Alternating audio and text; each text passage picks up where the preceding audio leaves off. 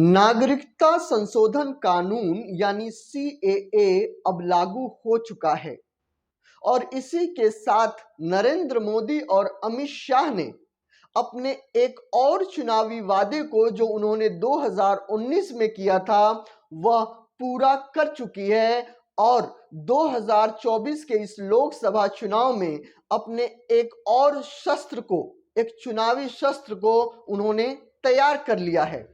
वैसे तो यह कानून 2019 में ही सदन के दोनों पटल पर इसको पास कर दिया गया था, लेकिन इंतजार था 2024 में इस कानून की जरूरत का और शायद दिल्ली की सत्ता को इस कानून की जरूरत इस 2024 के लोकसभा चुनाव में महसूस हुई, जिससे कि उसने सीधे चुनाव से पहले इस कानून को लागू करने की अधिसूचना जारी कर दी।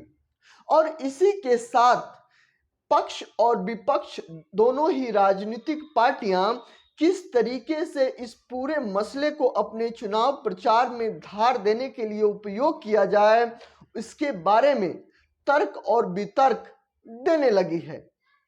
नमस्कार, दिस इज एसके सिंह और आप देखना शुरू कर चुके हैं राजनीति से जुड़ा हुआ प्रोग्राम द पॉलिटिक्स।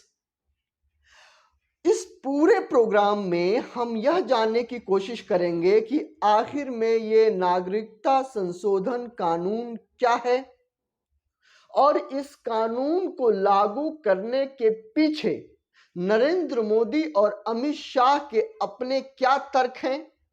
और अगर आप विपक्ष की पार्टियों को देखें या विपक्षी गुट को देखें जिन्होंने इस पूरे कानून का विरोध किया था या विरोध कर रहे हैं, उनका इसके प्रति क्या अपनी प्रतिक्रिया है और क्या राय उस समय थी।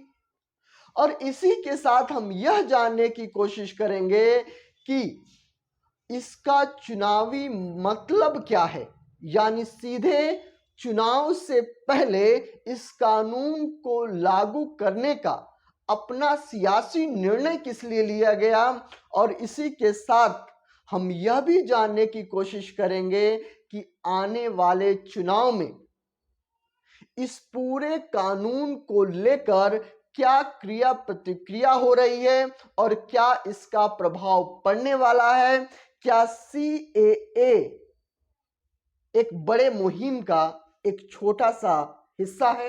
इस कानून को लेकर इस देश की सत्ता नरेंद्र मोदी और अमित शाह और बीजेपी पार्टी का यह मानना है कि जब 1947 में इस देश का विभाजन हुआ और उस विभाजन के पीछे एक मेन राय थी कि जो इस देश के मुस्लिम हैं वह यहां पर खुश नहीं है और जिन्ना के समर्थन से या उनके पूरे मुहिम से, उनके अगुवाई से पाकिस्तान देश का निर्माण हुआ और कहीं ना कहीं मुस्लिम समुदाय ने जो है कि पाकिस्तान को अपने देश के तौर पर चुना।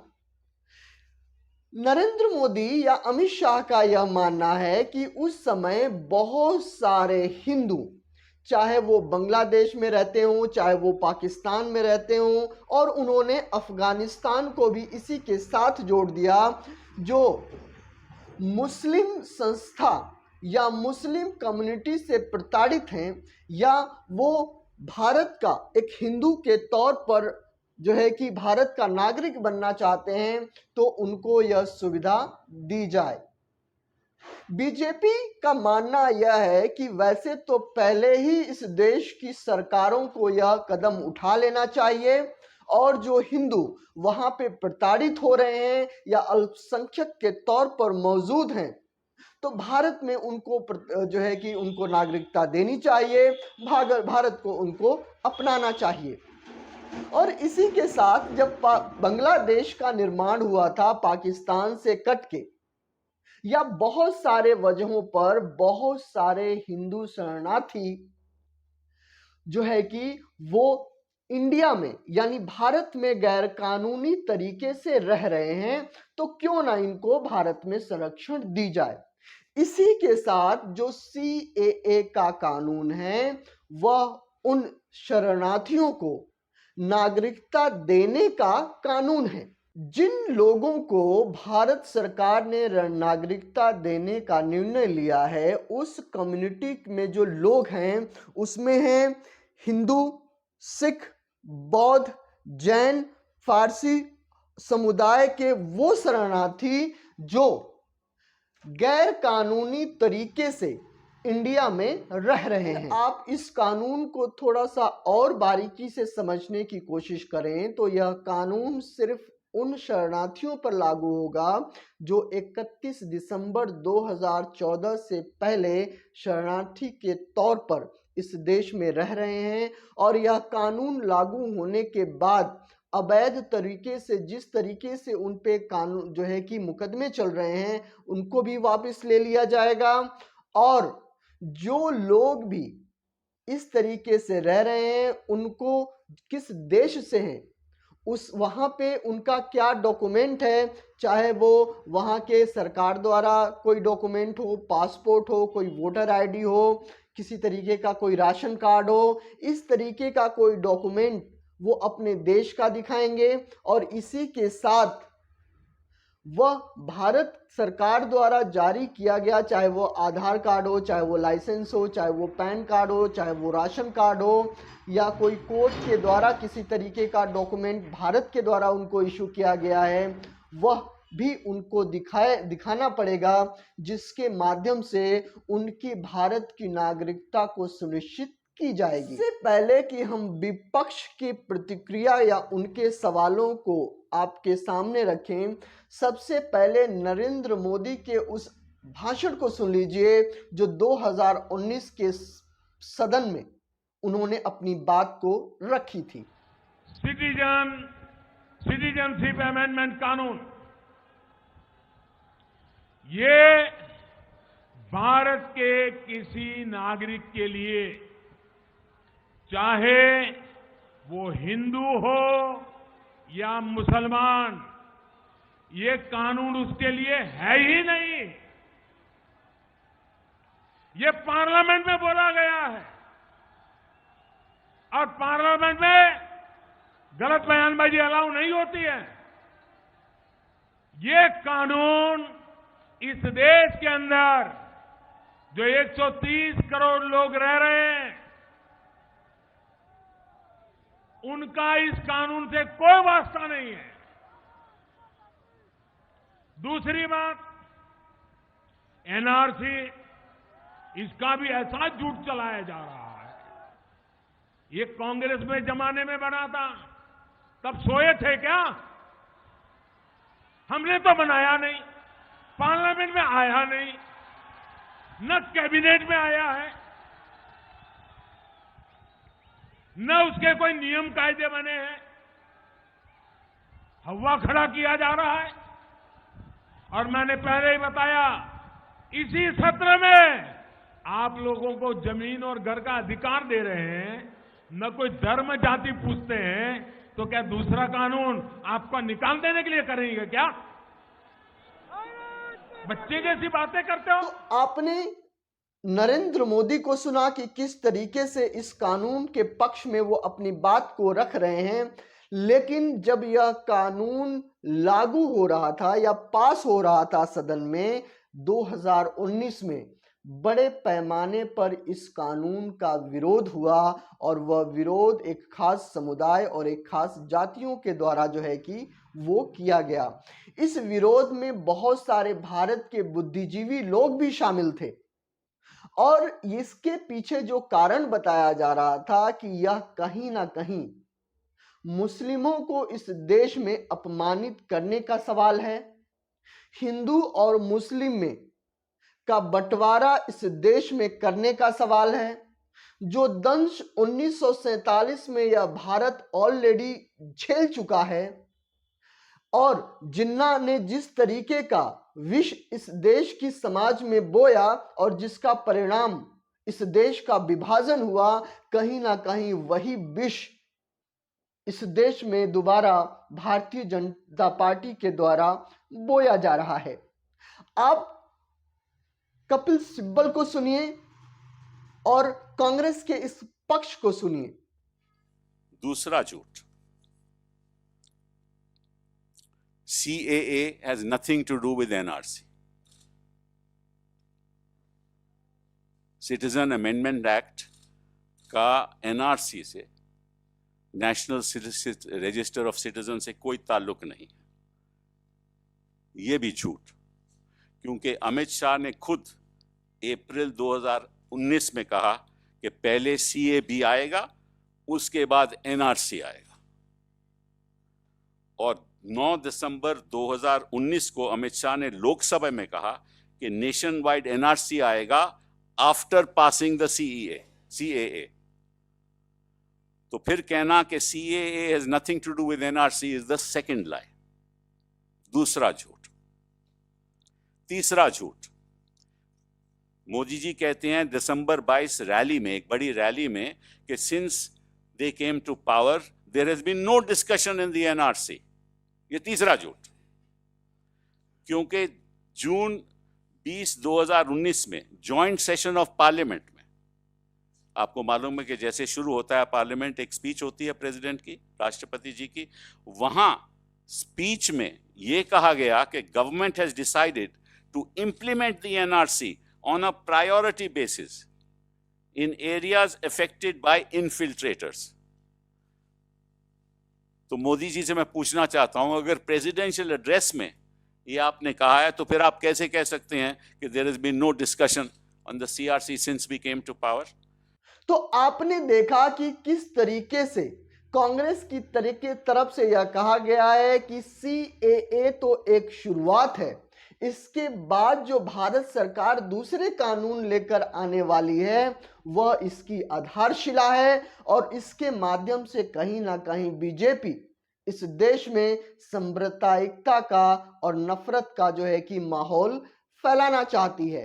अगर आप देखें तो उस समय बड़े पैमाने पर दिल्ली में ही आंदोलन हुआ और अलग अलग शहरों में इसके पीछे आंदोलन हुआ, और इस देश के कुछ फिल्म हस्तियों ने भी इस पूरे कानून का विरोध किया। सुनिए जरा। पे हल्ला बोल, हल्ला बोल, हल्ला बोल। NRC पे हल्ला बोल, हल्ला बोल, हल्ला बोल। मैं भी बोलूं, तू भी बोल, हल्ला बोल, हल्ला बोल। हम आह भी करते हैं तो हो जाते हैं बदनाम, वो कत्ल भी करते हैं तो चर्चा नहीं होता। आज ऐसा लग रहा है कि पुराना भारत अभी भी जिंदा है।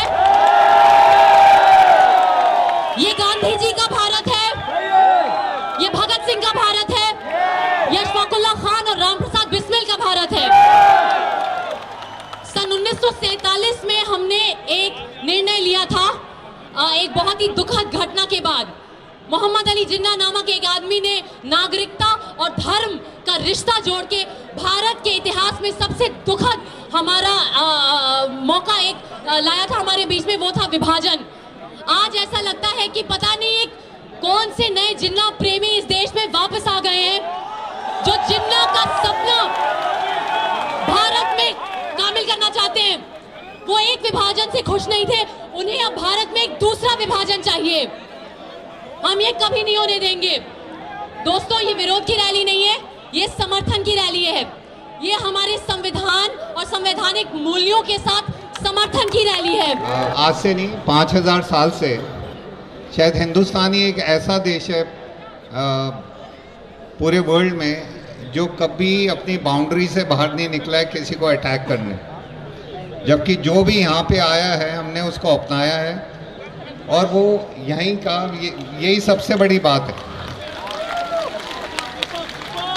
अब हमारे बगीचे में तरह तरह के फूल खिलते हैं, हर एक रंग के फूल खिलते हैं, हर एक खुशबू के फूल खिलते हैं। कुछ में कांटे रहते हैं। अचानक अगर हम आज ये मान लें कि अब इस बगीचे में एक ही किस्म का फूल होगा, एक ही रंग का फूल होगा, तो वो तो अच्छी बात नहीं है। तो इसको आपको कई लोग इसको पॉलिटिकल मोड़ देने की कोशिश करेंगे। ये एक मुद्दा निकला है तो ये मुद्दे को लेके लोग इतने बाहर आए, बट मेरे हिसाब से लोग इसलिए बाहर आए हैं कि एक डर का माहौल है, लोग खुश नहीं हैं सब। कांग्रेस करप्ट थी कहते हैं, उन्होंने कहा चलो ठीक है मान लिया। आप क्या कर रहे हैं? आप आके बात कीजिए, आप स्कूल बनाएंगे, आप एजुकेशन करेंगे, आप हेल्थ पॉलिसी कराएंगे, आप अनएम्प्लॉयमेंट को सही करेंगे, वो बात नहीं करते। आप आके सीधा बोलते हैं हम मंदिर बनाएंगे। अरे बॉस, और कुछ है नहीं क्या बनाने के लिए? मुल्क को बनाओ ना यार। तो ये अलाउड है, ये जो सिटीजन अमेंडमेंट एक्ट है ये बहुत ही खतरनाक और बहुत ही कम्युनल एक्ट है ये, और जिसके खिलाफ हमारे कॉन्स्टिट्यूशनली ओपनली कहा है। और हमारे इस मुल्क को जो बनाने वाले हमारे माए बाप थे, तो चाहे वो सरदार पटेल हो, गांधी जी हो या नेहरू जी हो, ये सब लोगों ने मिलकर, जो अंबेडकर साहब खास तौर पे जिन्होंने ये कॉन्स्टिट्यूशन बनाया है, amazing this man Ambedkar, and what उनके कॉन्स्टिट्यूशन में जो लिखा है उसके खिलाफ, टोटली खिलाफ है ये। और ये कह रहे नहीं हम क्या खिलाफ कर रहे हैं? अरे क्या, चलो ना किसको और बनाओ यार, क्या खिलाफ नहीं करोगे? इस कानून के विरोध में दलित नेता की बात की जाए तो चंद्रशेखर आजाद उर्फ रावण ने बड़े पैमाने पर खास तौर से मीडिया के सामने आकर खुले तौर पर इस कानून का विरोध किया था और कहीं ना कहीं यह आरोप लगाया था कि भाजपा मनुस्मृति के तौर पर इस देश में अपनी विचारधारा को लागू कर रही है और संविधान को खत्म करने की कोशिश कर रही है। प्रोटेस्ट में हिंसा नहीं की है, इन्हीं के लोगों ने आके हिंसा की, हमने देखा भी। बिना वर्दी के सिविल कपड़ों में गुंडे घूम रहे हैं। गिरफ्तार करने की जरूरत है और अपने शांति प्रिय प्रोटेस्ट को ताकत देने की जरूरत है। प्रोटेस्ट को खराब करना चाहते हैं, ये सरकार के लोग हैं, आरएसएस के लोग हैं, बीजेपी के लोग हैं, हमारे लोग नहीं है। ये कह रहे हैं कि कपड़े देके जो लोग आंदोलन कर रहे हैं, मेरे कपड़े देख के बताइए मैं कौन घुसपैठिया हूँ, आतंकवादी हूँ? ये प्रधानमंत्री झूठ बोल रहा है, मैं आपका भाई हूँ और मैं दलित समाज से आता हूँ। सिर्फ मुसलमान आंदोलन नहीं कर रहा, हम सब लोग आंदोलन कर रहे हैं। हमें ये भी पता है कि ये कल हमें भी घर से खींच के निकालेंगे।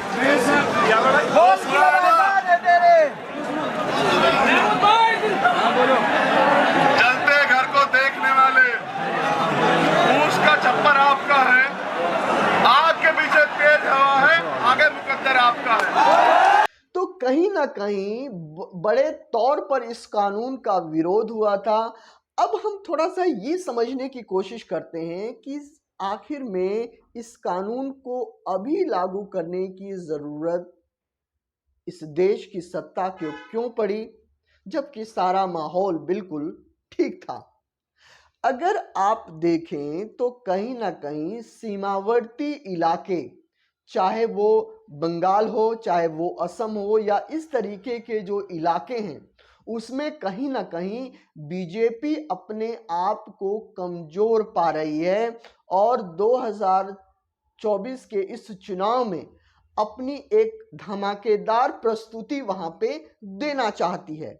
इसका ट्रेलर बीजेपी को पहले ही 2019 के चुनाव में ही मिल गया था, क्योंकि अगर आप 2014 अगर सिर्फ बंगाल की बात ले लें, सीधे तौर पर अगर आप देखें तो कम से कम 4 करोड़ शरणार्थी गैरकानूनी तरीके से इस देश में अफगानिस्तान, बांग्लादेश और पाकिस्तान से जो है कि आकर रह रहे हैं। और अगर आप सिर्फ बंगाल की बात कर लें, जो ममता बनर्जी का गढ़ है, वहां पे इनकी संख्या लगभग 2 करोड़ है। अगर आप 2019 के लोकसभा चुनाव को देखें तो 42 सीटों में से 18 सीटें बीजेपी को मिली इस मुद्दे की वजह से। तो 3 से सीधे उछाल 18 पर। इसी के साथ यह मुद्दा लोकसभा के 10 सीट और विधानसभा के लगभग 77 सीटों को प्रभावित करने वाला मुद्दा है। तो बंगाल में वो इसी के साथ अपनी बढ़त को बीजेपी बढ़ाना चाहती है और आने वाले अगले 2019 के चुनाव में इस तरीके के मुद्दे को लेकर एक आधारशिला भी रखना चाहती है। अगर असम की बात की जाए तो असम में भी लगभग 20 लाख शरणार्थी जो है कि वो रह रहे हैं, जो कहीं ना कहीं एक आंदोलन का हिस्सा बने हुए हैं और आने वाले चुनाव में उसका लाभ भी बीजेपी इस पूरे कानून के माध्यम से लेना चाहती है। आप 2024 के लोकसभा चुनाव को देखें तो बीजेपी कहीं ना कहीं अपने एक और चुनावी वादे को पूरा करके चुनाव प्रचार करना चाहेगी और इसी के साथ वह यह भी जताना चाहेगी कि वह किस तरीके से हिंदुओं की संरक्षक है और आने वाले समय में इसी तरीके के कई सारे कानून लागू किए जा सकते हैं। वहीं पर अगर विपक्षी पार्टी कांग्रेस की बात की जाए तो सीधे तौर पर कांग्रेस इस मुद्दे पर बोलने से बचेगी क्योंकि वह नहीं चाहती कि वह किसी तरीके से मुस्लिम तुष्टीकरण का जो आरोप है उस पर लगे और 2024 के इलेक्शन में वह जो है कि इससे उसको नुकसान हो।